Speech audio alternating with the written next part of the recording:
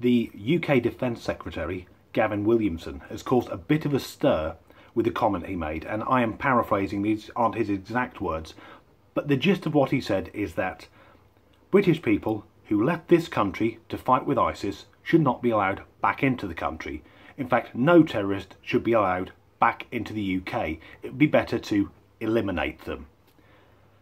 And I thought, that's a really interesting subject, and I need to go somewhere where I can get a thoughtful and balanced, rational argument. So I went on Twitter, and as I suspected, there are already two very distinct camps emerging. The first, which I'm surprised is the much larger one, and I will also say it is the one that I agree with, so this is a bit skewed. The one I agree with is people going, thank God, finally a politician speaking his mind, saying what a lot of us think. Because my opinion is, anyone who's left the UK to join ISIS, fuck them. You're not coming back in. They've sat there on the internet watching beheading videos and thought, I want some of that. So fuck them. They're less than animals. We don't want them back here. And if that means sending in a drone or the special forces to get rid of them, I'm all for it. Now on the other side, there's the argument which was picked up very quickly by The Guardian, for a fucking change, which was, well, we can't sink to their level. And if you squint a bit, you can sort of see the logic. I don't think it's sinking to their level. These are terrorists. It's eliminating a problem. But then there's a lot of bleeding heart liberals. One big argument is, oh, they should be brought back to the UK and they could be rehabilitated. And that's fine, provided if you're one of those people, one of those fuckers is living with you. Just imagine, oh, this young man, he spent the last 2 years beheading innocent people and raping young girls. He's your new lodger. I'd be careful where you leave your kitchen knives.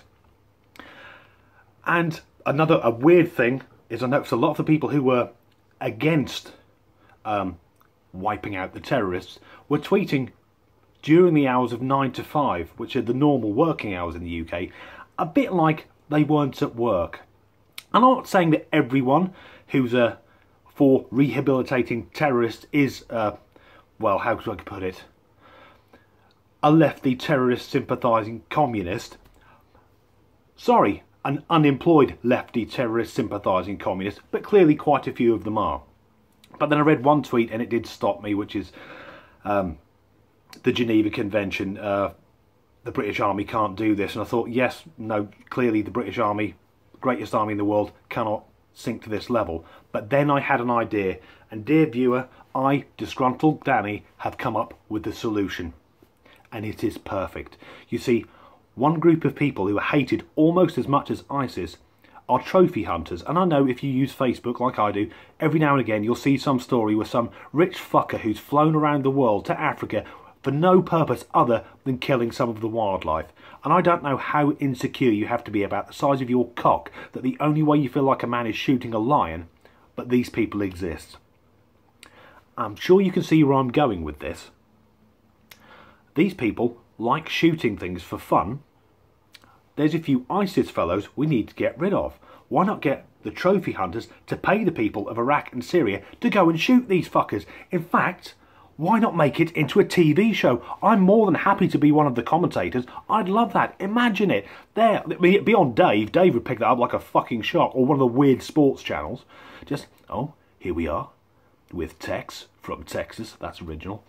And in his sight, he's got a young man from London who's murdered 18 people and his fucking head's been blown off. Excellent. So let's do this. Let's have ISIS hunters on Dave. 8 o'clock weekdays. ISIS hunters. Let's make it happen. Up yours, ISIS.